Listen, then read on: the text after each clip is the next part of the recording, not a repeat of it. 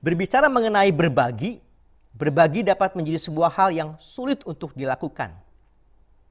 Seminimalnya ada 3 yang dapat terjadi. Yang pertama, bagaimana kita mau berbagi, kita sendiri sedang kekurangan. Atau yang kedua, kita kan jemaat yang kecil. Kalau jemaat yang kecil, ya mesti senantiasa dibantu. Kita tidak bisa memberi.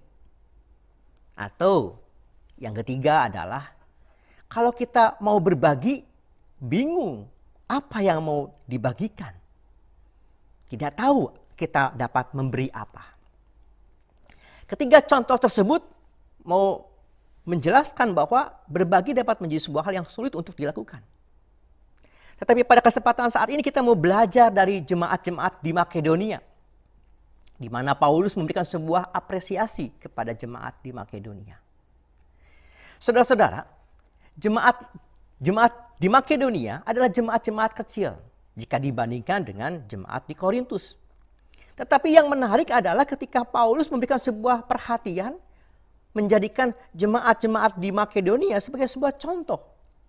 Dikatakan bahwa di sini dikatakan ayat yang pertama di dalam pasal 8. Saudara-saudara, kami hendak memberitahukan kepada kamu tentang kasih karunia yang dianugerahkan kepada jemaat-jemaat di Makedonia. Berbicara mengenai kasih karunia yang dianugerahkan, ini merupakan sebuah dasar yang utama di dalam berbagi. Ketika seseorang mau berbagi, orang harus punya sebuah motif terlebih dahulu. Dasar yang kokoh dalam berbagi. Dan jemaat di Makedonia menyadari bahwa dasar yang paling kokoh dalam berbagi adalah karena kasih karunia. Hanya karena kemurahan Tuhan yang telah terlebih dahulu hadir kepada jemaat di Makedonia. Kasih karunia yang telah mereka terima, itu jugalah yang mereka bagikan. Jadi yang pertama, dasar dari berbagi adalah karena kasih karunia. Kemudian, yang menarik selanjutnya adalah di dalam ayat yang kelima. Mereka memberikan lebih banyak daripada yang kami harapkan. Mereka memberikan diri mereka. Pertama-tama kepada Allah, kemudian oleh karena kehendak Allah juga kepada kami. Di sini Paulus menyebutkan bahwa mereka memberikan lebih banyak daripada yang kami harapkan.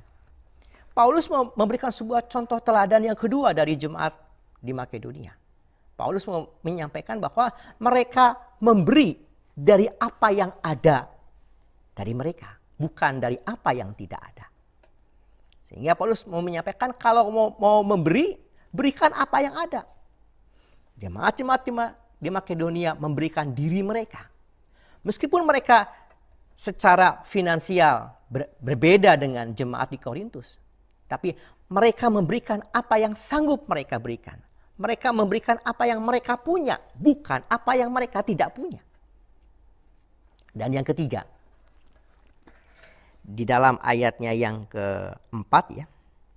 Dengan kerelaan sendiri mereka meminta dan mendesak kepada kami supaya mereka juga beroleh kasih karunia untuk mengambil bagian dalam pelayanan kepada orang-orang kudus. Mengapa Paulus menyampaikan mengambil bagian dalam pelayanan kepada orang-orang kudus?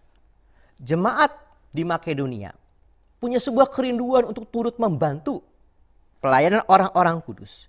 Pelayanan orang-orang kudus yang dimaksud ini adalah jemaat di Yerusalem. Jemaat induk. Ketika jemaat di Makedonia mendengar bahwa jemaat di Yerusalem membutuhkan pertolongan. Oleh karena itu jemaat di Makedonia merasa bahwa di sana juga adalah tubuh Kristus. Sehingga ketika mereka mau memberikan bantuan, pertolongan kepada jemaat di Yerusalem, mereka berpikir, mereka punya sebuah pemahaman. Jemaat di Yerusalem adalah tubuh Kristus. Dan kami mau memberi seperti untuk Kristus. Dengan demikian, jemaat di Makedonia punya sebuah tujuan yang jelas. Punya sebuah pemaknaan yang mendalam. Kami memberi seperti untuk Kristus. Karena sesama tubuh Kristus atau dalam pemahaman, kami adalah satu tubuh di dalam Kristus.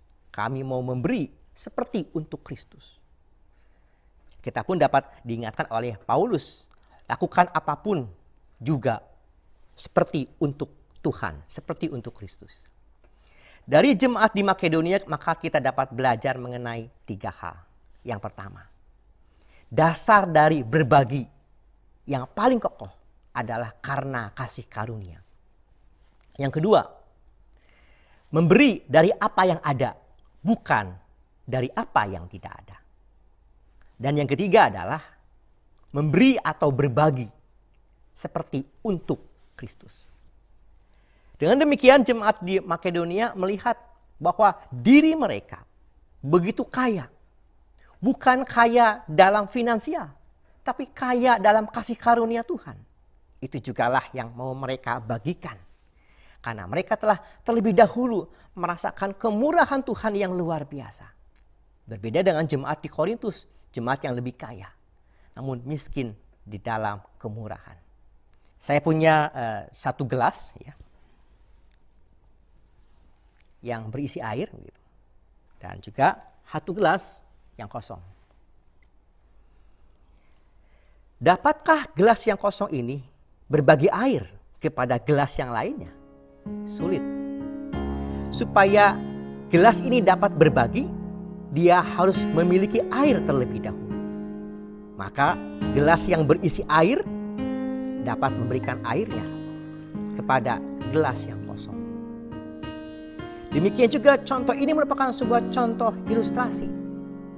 Kita dapat memberikan kepada orang lain ketika kita memiliki terlebih dahulu. Kita memiliki apa yang dapat kita bagikan kepada orang lain, yaitu kasih karunia Tuhan. Karena Tuhan yang telah terlebih dahulu hadir dalam kehidupan kita, memberikan kasih karunia, itu jugalah yang kita berikan.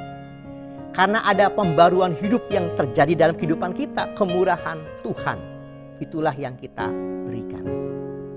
Dan seperti gelas ini yang dituangkan, berilah dari apa yang ada, bukan dari apa yang tidak ada.